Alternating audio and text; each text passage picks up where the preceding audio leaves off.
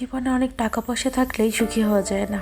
সুখী হতে গেলে নিজের মন থেকে শান্তি অনুভূতি থাকতে হয়।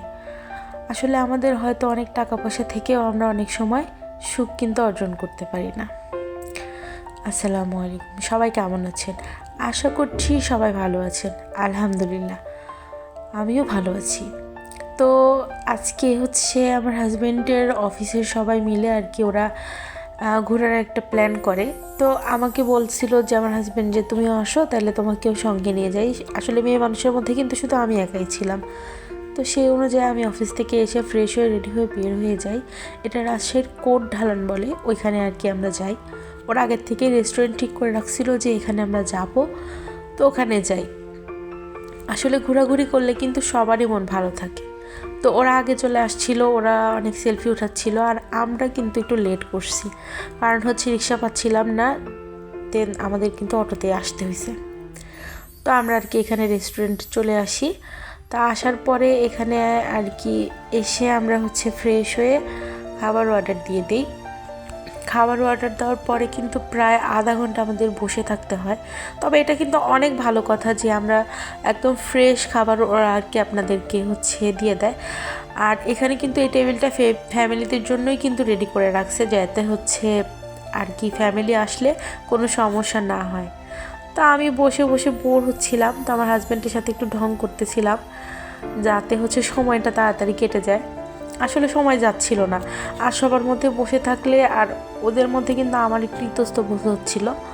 স্বাভাবিকভাবে ওরা সবাই একসাথে অফিসে থাকে, যার কারণে কিন্তু ওদের বন্ডিং অনেক ভালো। বাট আমি তো আসলে ওদের সাথে দেখা হয়, কথা হয়, ঠিক আছে, বাট ওভাবে কথা হয় না।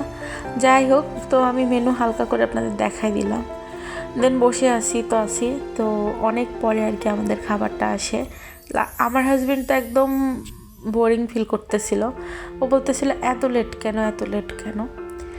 তো ও হচ্ছে খাবার কিন্তু আলাদা করে নিছে, মানে আমরা হচ্ছে সবাই যেটা নিছি ও খাবার আলাদা করে নিছে। ও বলতেছিল যে না, আমি হচ্ছে এত ভারী কিছু খাবো না, রাত্রের বেলা হচ্ছে আমি পরোটা বা নান এরকম কিছুই খাবো। তো পরোটা বা নান খেতে হলে তো আসলে ও চিলি চিকেন বা চিকেনের কিছু তো খেতে পারবে না, যার জন্য ও কিন্তু হচ্ছে খাবার নিয়ে নিছে হচ্ছে গরুর মাংস আর হচ্ছে পরোটা, আর আমাদের ফ্রাইড রাইস, আর হচ্ছে ভেজিটেবল, আর হচ্ছে ক্রিসপি চিকেনটা কিন্তু চলে আসছে। খাবার কিন্তু অনেক গরম ছিল, মানে তখনই ওরা হচ্ছে আর কি আপনাদের রেডি করে দিবে এরকম, ওরা তখনই কিন্তু আর কি এগুলো রেডি করে দিছে।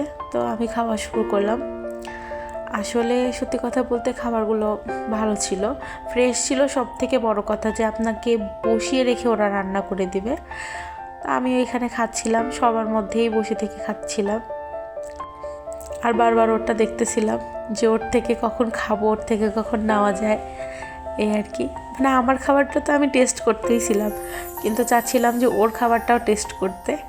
তো যাই হোক, আমি হাত দিয়ে চামচ দিয়ে সবভাবেই কিন্তু খাচ্ছিলাম, আর ওর খাবারটা কিন্তু দেখাই দিলাম। ওরটাও কিন্তু দেখে অনেক মজা লাগতেছিল। আর হ্যাঁ, ওইখানকার গরুর মাংসটা কিন্তু অনেক ভালো, আমি টেস্ট করে দেখছি যে ওটা অনেক বেশি বেটার। তো আর কি সবাই মিলে খাওয়া দাওয়া করলাম। আসলে খাওয়া দাওয়াটা কিন্তু মেইন না, মেইন হচ্ছে যে ঘুরতে গেলাম অনেক দিন পর, সবাই মিলে গেলাম, একটু আনন্দ হইলো, হই হুল্লোড় হইলো, মনটা অনেক ফ্রেশ হইলো। আসলে অনেক দিন হলেই শরীরটা ভালো না, যার জন্য কি হচ্ছে মনটাও ভালো থাকে না। তো চিন্তা করলাম যে একটু ঘুরলে হয়তো মন শরীর সবগুলোই ভালো থাকবে। টাকা পয়সা তো আর সঙ্গে করে কেউ নিয়ে যাবে না, নিয়ে যাবে এই ভালো লাগা, ভালো থাকাটুকুই। তো আমি ওর খাবার থেকে খেয়ে দেখলাম যে ওরটা অনেক মজা ছিল। তা আমি বলতেছিলাম যে না, তুমি জিতছ, তোমার খাবারটা অনেক বেশি মজা হয়েছে।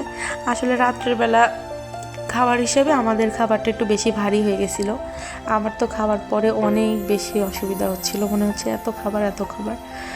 আমি কিন্তু পুরো খাবার শেষ করছি। খাবার আসলে নষ্ট করতে হয় না, কারণ আপনার এক বেলার খাবার থেকে কিন্তু আরও একজন অভুক্ত মানুষের হয়তো পেট ভরবে।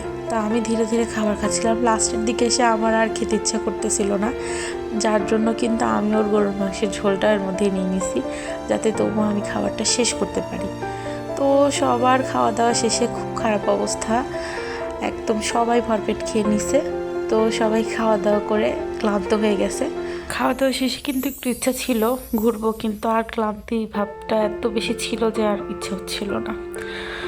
তো আমার ভিডিওটা যদি ভালো লেগে থাকে please like, subscribe and share and follow my channel. আর সবসময় পাশে থাকবেন। আল্লাহ হাফেজ।